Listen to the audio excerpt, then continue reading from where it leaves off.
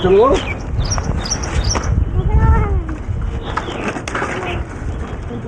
प्रणाम बाबा जी। बेटे नमस्ते बेटे, क्या हाल है? बस बढ़िया। कैसे हैं आप? बस ठीक। ये बेटे तुम्हारी दीदी है सतिया देखो। हेलो हेलो बाबा जी, चलिए स्टूडियो। बच्चों को मैं आज वो चीज सिखा रहा हूँ कि कहीं भी उनको हर काम में ना करना सीखें जी। कठिन से कठिन समय भी आए, कठिन रास्ता भी आए। जैसे कई बार प्लेन सड़क पे तो आप गाड़ी चला सकते हैं। हाँ। अगर सही ढंग से आपको भोजन करें तो आप अपने शरीर को चला सकते हैं। जब शरीर रोगी हो तो तब भी शरीर को काम ले सके जी। इसी तरह ये जो सड़क में कठिनाइयां हैं, खड्डे हैं, ये भी एक शरीर में रोगों की तरह हैं जी। उसको पार निकलना सिखा रहा हूँ मैं जी। वो तो आप कर रहे हैं और मैं आपसे क्षमा चाहती हूँ कि मैंने आपको डिस्टर्ब किया, लेकिन आज कसूर मेरा नहीं है बाबा जी। क्यों, क्या हुआ? देखिए, आज ना मेरे पास सुबह सुबह बहुत सारी हमारी जो महिला दर्शक हैं उनके टेलीफोन आए हैं और उन्होंने कहा है कि बाबा जी को लेकर आओ और आज स्त्री रोग पर हमें कुछ जानकारी दो। तो आज तो चलना ही पड़ेगा। देखिए बाबा जी, आज मैं आपको परेशान नहीं कर रही। चलो, मातृ शक्ति के जो रोग है वो मैं बताने को तैयार हूँ। आप सभी के पत्र और फोन इकट्ठे कीजिएगा। चलिए आइए। चल प्राची, चल लगाओ प्रांजल धक्का। ओ हो चलो। नमस्कार, बाबा जी के नुस्खे में आपका स्वागत है। अब लेते हैं बाबा जी से कुछ जानकारी।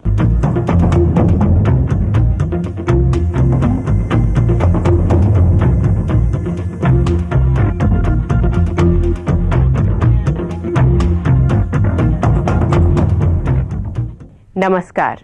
आज एक बार फिर हम आपका स्वागत करते हैं बाबा जी के नुस्खे कार्यक्रम में।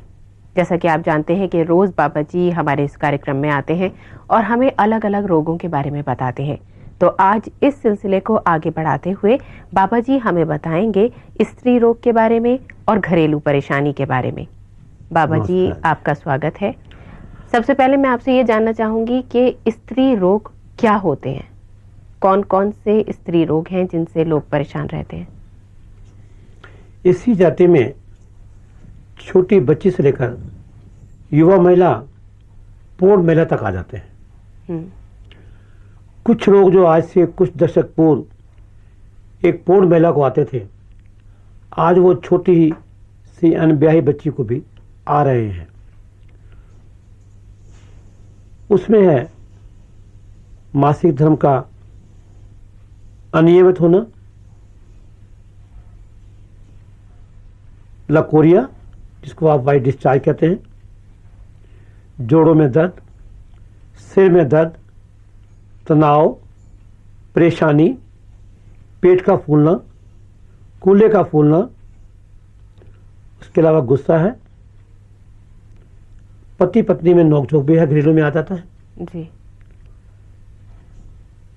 इसके अलावा जो एक और रोग है वो है बांझपन, पुष्प में नापसंदता या मनचाही संतान का पाना या सौंदर्य रोग भी आते हैं उसमें। अभी आपने स्त्री रोग में गुस्सा, तनाव और परेशानी भी गिनवाए हैं, लेकिन बाबा जी गुस्सा, तनाव और परेशानी तो मुझे लगता है बाकी रोगों को लेकर आते होंगे, और ये जो बीमारी है ये जबरदस्ती अपने ऊपर थोपी हुई नहीं होती है? नहीं, थोपी हुई भी नहीं है, हमारे वातावरण का फर्क होता है जी। जिस वातावरण में बच्चा पलता है उसमें बड़ा होता है, आगे जाके विवाहित होने पर भी वो वही हालात होती है। अगर उस बच्ची की घर में वही एक कलह क्लेश है तो वो बच्चा भी आगे जाके वैसा ही कार्य करेगा। कुछ दशक पूर्व जब संयुक्त परिवार होते थे, सब मिलजुल कर रहते थे, उसमें तनाव, गुस्सा वगैरह कम होता था क्योंकि काम का बोझ कम हो जाता था। इसीलिए उस वक्त जो बीमारियां आज छोटे बच्चों में आ रही हैं उस वक्त बड़ी बूढ़े को आती थी। बाबा जी, लकोरिया क्या है और ये एक महिला को क्यों होता है? देखिए, प्रश्न आपने अच्छा किया है। मैंने अभी आपसे पहले निवेदन किया ना कि जो रोग पहले बड़ी बूढ़ी औरतों को आते थे आज छोटी छोटी कन्याओं के आ रहे हैं। सबसे पहले है हमारे भोजन का संतुलित ना होना, सात्विक ना होना, शाकाहारी ना होना, फास्ट फूड ज़्यादा खाना, ठंडे पेय ज़्यादा खाना, तनाव में रहना, काफ़ी चाय का अधिक प्रयोग करना, ये उसमें बहुत बड़ा सहायक है।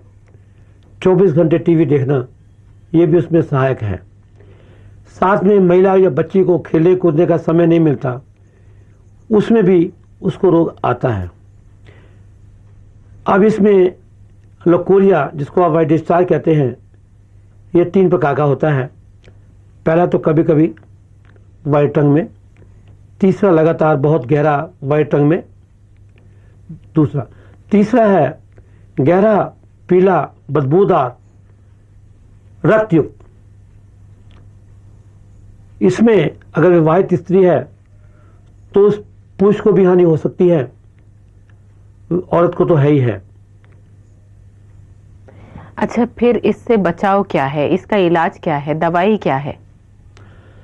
सबसे उत्तम है जो चीजें मैंने अभी आपको बताई हैं उसको दूर करें, खुश रहें, ऐसा भोजन ना करें जो आपको हानि करे। सात्विक भोजन, हरी साग सब्जियां, खुश रहें, भजन कीर्तन में अच्छे गीत देखें, गंदे अश्लील चित्र ना देखें, अच्छे विचार रखें, अच्छी सोसाइटी रहे, वो लाभदायक है। गंदी जगह पे जाए नहीं, गंदी जगह पे बाथरूम नहीं करें। एक फटकड़ी लें, उसको पानी में गर्म करें, दिन में 5 बार उस जगह की सफाई करें, और सफाई करने के बाद नीम का पाउडर, गुलाब पत्ती का पाउडर वहां रखें। जैसे नाली को साफ करता है स्वीपर, उसके बाद उसके ऊपर चूना डालता है, ये भी एक गंदी नाली है, मर्द द्वार की नाली है। उसको साफ करने के लिए आपने फटकड़ी के पानी से धुलाई कर दी और चूने के रूप में नीम पाउडर और गुलाब पत्ती का पाउडर रख दिया। कई बार ये वायुबादी से भी आता है, उसके लिए श्री अनंत चूर्ण स्पेशल आप हमारा प्रयोग कर सकते हैं, ये भी लाभदायक है। जिस महिला को ये रोग है वो चिड़चिड़े स्वभाव की, तनावग्रस्त, पति पत्नी से मेल नहीं, बर्तन तोड़ना, घर में गृह क्लेश और नींद आना, उठना नहीं, जोड़ों में दर्द, ये सब रोग उसमें है। जो किसी में नहीं है वो इस महिला में आएंगे। अभी आपने बोला कि बादी, ये बादी क्या होती है? बादी शब्द उसमें आता है जो भोजन पचता नहीं, गैस वायु बनाता है, उसको हमारे पंजाबी शब्द में बादी आता है, जिसको आप त्रिदोष रोग भी कह सकते हैं। वात, पित्त, कफ, ये चीजें उसमें आती हैं। अभी बाबा जी, जो एक ऐसी बीमारी है महिलाओं में जिनसे वो बहुत दुखी रहती हैं और उससे से जल्द छुटकारा चाहती हैं, वो है मोटापा। आप मोटापे के बारे में बताइए। खासतौर से ये हाथ और कूल्हे का हिस्सा बहुत हैवी हो जाता है कुछ औरतों का, और वो चाहती हैं कि इससे उनको छुटकारा मिले। कुछ दर्शकों ने हमारे पहले एपिसोड देखे होंगे, अब मैं उसको दोबारा रिपीट तो करूंगा नहीं क्योंकि मेरे पास समय का अभाव है। फिर भी मैं आपको बता रहा हूं, उनको दोबारा देखें और मोटापे के लिए हमारा श्री अनंत चूर्ण स्पेशल खाएं। ऐसी चीजें ना खाएं जिससे वजन बढ़ता हो। अपना काम स्वयं करें। जो भी व्यक्ति या महिला कर्म करेगी उसको लाभ मिलेगा। थोड़ा शरीर में मसाज करें रामबाण तेल से। त्रिफला चूर्ण खा सकते हैं, हर्बल देसी चाय यूज कर सकते हैं, हरी साग सब्जियां खा सकते हैं, गोभी, अरबी, भिंडी, देश से बचने वाला भोजन, मांसाहारी भोजन प्रयोग नहीं करें, ये आपको लाभदायक है। बाबा जी, कुछ महिलाओं को मासिक धर्म में बड़ी परेशानी होती है और उनकी जो तारीख होती है वो भी आगे पीछे हो जाती है, तो इसके क्या कारण होते हैं? अभी आपने ये मासिक धर्म आने का या रुकने का जो प्रश्न है पूरा नहीं लिया। क्यों कि मासिक धर्म जो कब शुरू होता है, कैसे बंद होता है, इसके अलग अलग कारण हैं। आज से कुछ दशक पूर्व ये बच्ची जब 17-18 साल की हो जाती थी तो तब उसको आता था, लेकिन आज के युग में फास्ट फूड, मांसाहारी भोजन, तनाव, चिंता, गंदे चलचित्र देखने से ये 11 साल 12 साल की बच्ची को शुरू हो जाता है। इसी प्रकार तनाव चिंता में रहने से ये अनियमित विधि हो जाता है। फिर कई बार जब एमसी देश में आता है तो बच्ची को असहाय पीड़ा होती है, उसके लिए श्री अनंत निरोग चूर्ण का प्रयोग करें। सेहत अनुसार उसमें वो चीज सही हो जाएगी। युवा महिला को, विवाहित महिला को जब आती है, कई बार गर्भपात हो जाता है, प्रसव काल ऑपरेशन में होता है, या तनाव चिंता में रहती है, उसमें नसों पर दबाव आता है, तो तब ये रक्त का आना जाना बंद हो जाता है, या कभी 2 महीने में, कभी 6 महीने में वो चीज की शुरुआत होती है। इसी प्रकार अगर कोई महिला का पट्टी वगैरह लगाती है या परिवार नियोजन का किसी वस्तु का प्रयोग करती है, उससे भी इसके ऊपर असर पड़ता है। कई बार महिला, क्योंकि हम भारतीय समाज है, पवित्रता के बंधन में बंधे हुए हैं, इसको छुआछूत मानते थे। वो जो एमसी के दिन होते हैं, महिला को रसोई या मंदिर में जाने नहीं देते हैं जी। उसको, महिला को छुआछूत मानकर रसोई से दूर रखते थे। लेकिन आज वो सब चीजें एक बात बन के रह गई है। क्यों? कि एकल परिवार होने की वजह से घर में दूसरी कौन सी महिला है जो रसोई में जाए, इसलिए छुआछूत खत्म हो गई है। पहले वहां गंदे कपड़ों का प्रयोग होता था, आजकल वो चीज नैपकिन भी साफ स्वच्छ आ गई है। तो उससे, स्वच्छता से वहां यौन रोग होने का खतरा कम हो जाता है। अच्छा, ये बताइए बांझपन क्या है? बांझपन कुछ तो मालिक की देन के अनुसार होता है, वो हमारे अपने कर्मों का फल होता है। किसी के अपने कर्म है, दूसरे के अपने कर्म है। हम जब किसी की बद्दुआ लेते हैं तो उसकी बद्दुआ हमारे को संतानहीन करती है। अगर हम दुआएं लेते हैं तो वो महिला को पुत्रवती भी बनाता है, अच्छी योग्य संतान भी उसको दुआएं से मिलती है।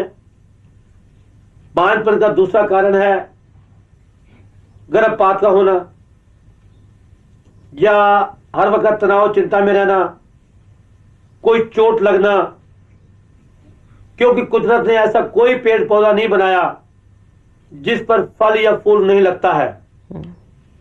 इसी प्रकार पशु पक्षियों में भी मुझे आज तक ऐसा जीव जंतु नहीं मिला जो संतान पैदा ना करता हो। तो मनुष्य ने क्या कर्म किए हैं कि कुदरत ने उसको बांझपन बनाया है। ये बांझपन भी हमारी अपनी देन है। अगर चोट वोट से या ट्यूब बंद होने से कोई ऐसी शिकायत है तो उसका उपचार आयुर्वेदिक में है। उसमें भाप भी है, श्री अनंत रामबाण तेल भी है, श्री अनंत चूर्ण भी है, श्री अनंत शक्तिवर्धक चूर्ण भी है, मसाज भी है, भाप भी है। खुश रहे, प्रफुल्लित रहे, भक्ति भाव में रहे, सादा भोजन करें, उसमें लाभ मिलेगा। लेकिन इसके लिए कोई औषधि वगैरह बताइए, कोई तरीका बताइए। देखिए, ऐसा है, इस वक्त मैं लाखों करोड़ों जनता के सामने बैठा हूं। कोई माता पिता के साथ बैठा है, कोई भाई बहन बैठा है, कोई छोटे बच्चियां बैठी हैं। जिसको ये समस्या है, कृपया अपने पूर्ण डाटों के साथ फोटो सहित अपना जवाबी पत्र लिखें। मैं जवाब के साथ उसको लिख सकता हूं। मैं दर्शकों को ये चीज खुलासे में नहीं बता सकता। मिलते हैं एक छोटे से ब्रेक के बाद।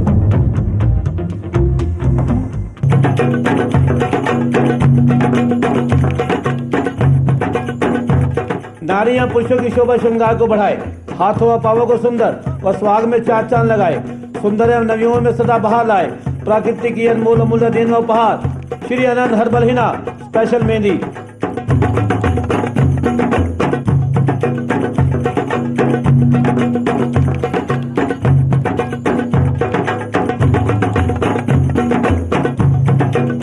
राजस्थान सोजत मारवाड़ की मनमोहक घाटे की पीसी सदा अपनाएं व लगाएं। अब नए पैक भी खरीदे तो 99 पर खुला पैकेट वापस कर पूरा मूल्य लें। 100 बार अवकाश। संपर्क करें 011-2702-3597 2710-594। SMS करें 32303113। कुरियर द्वारा प्राप्त करें। प्रदीप कुमार भूटानी, श्री चंदन धार्मिक वस्तु भंडार, 32 बड़े पाए, मेन बाजार, रानी बाग चौक, स्कूल बस्ती, दिल्ली 34।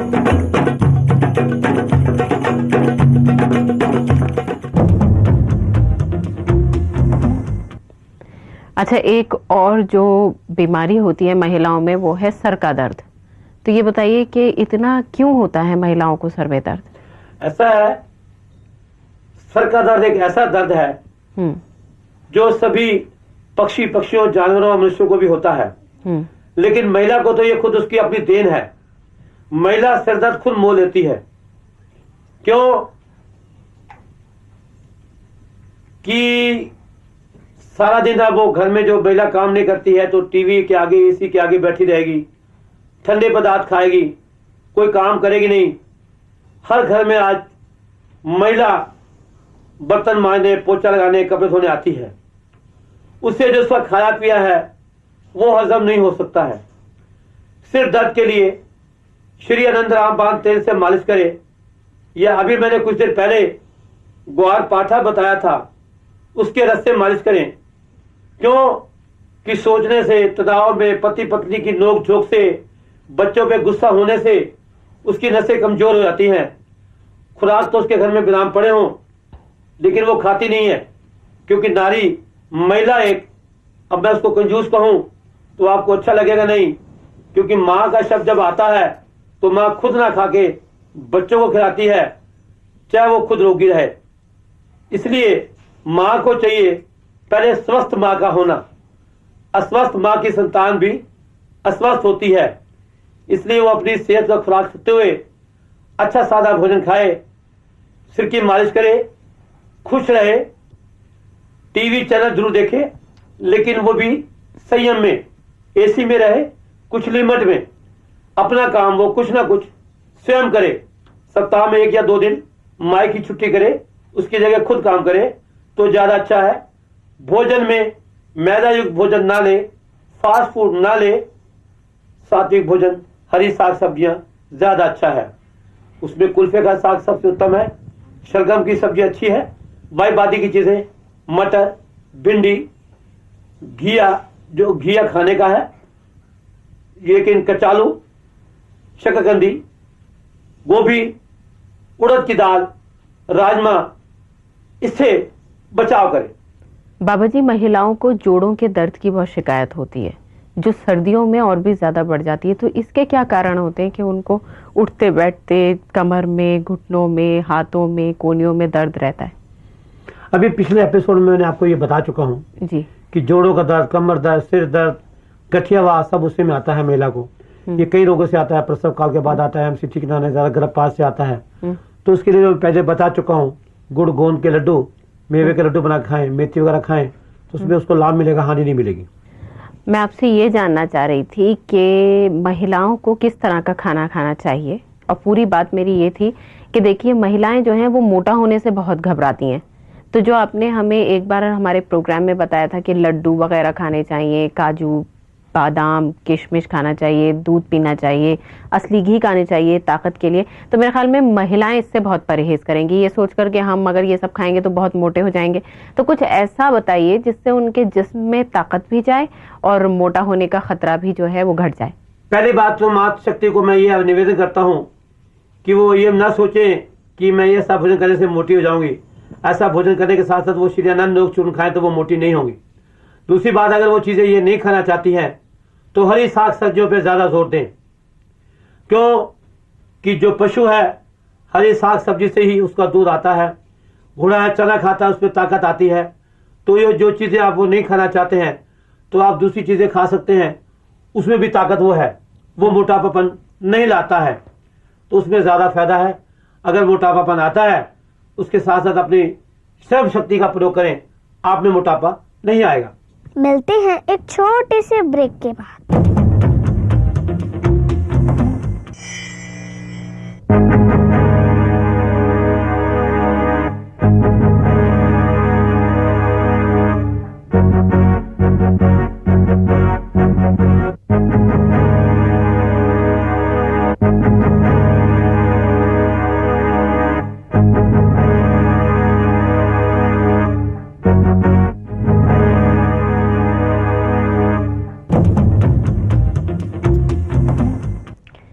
बाबा जी, मैं आपसे ये जानना चाहती हूँ कि हमारा जो समाज है वहाँ पे जो एक घर में माँ होती है वो तब तक खाना नहीं खाती जब तक घर के सारे लोग घर में ना आ जाएं, चाहे रात के 12 क्यों ना बज जाएं, वो खाली पेट बैठी रहती हैं। तो इस चीज का उनकी सेहत पर क्या असर पड़ता है? देखिए, कुछ समझदार परिवारों ने इस पुरानी रीति रिवाज को तोड़ा है।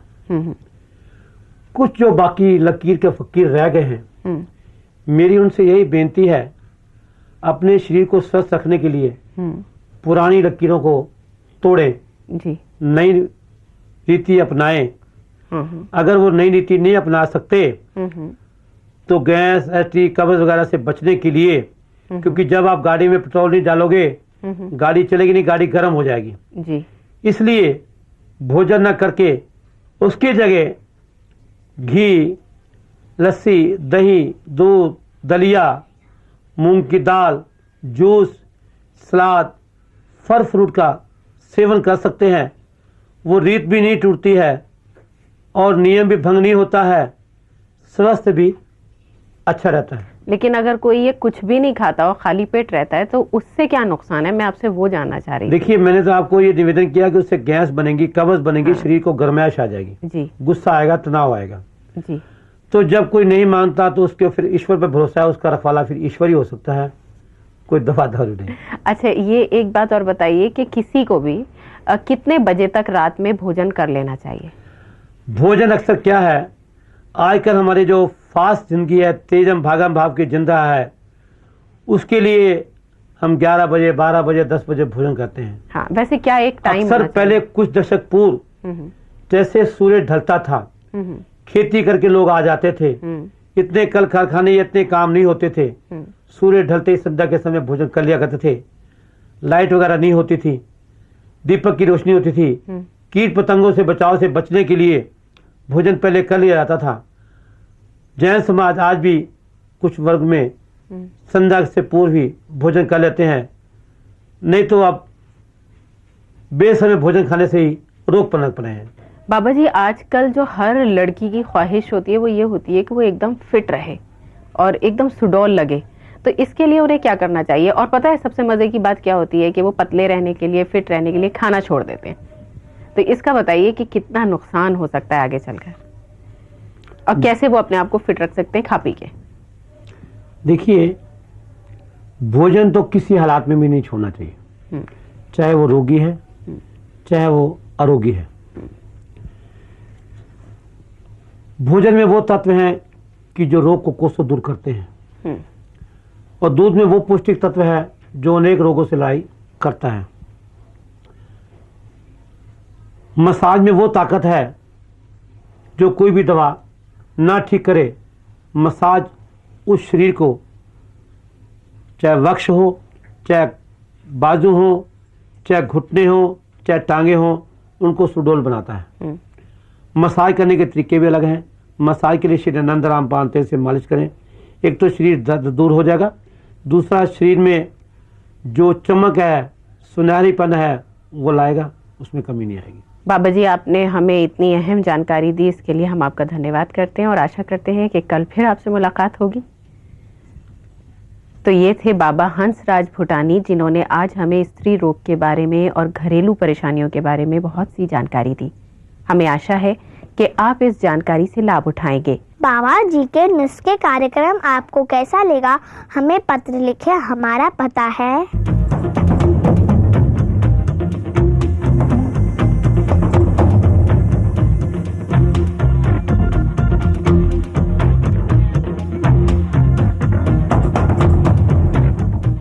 कल फिर हम इसी समय बाबा जी से कोई और रोगों के बारे में जानेंगे।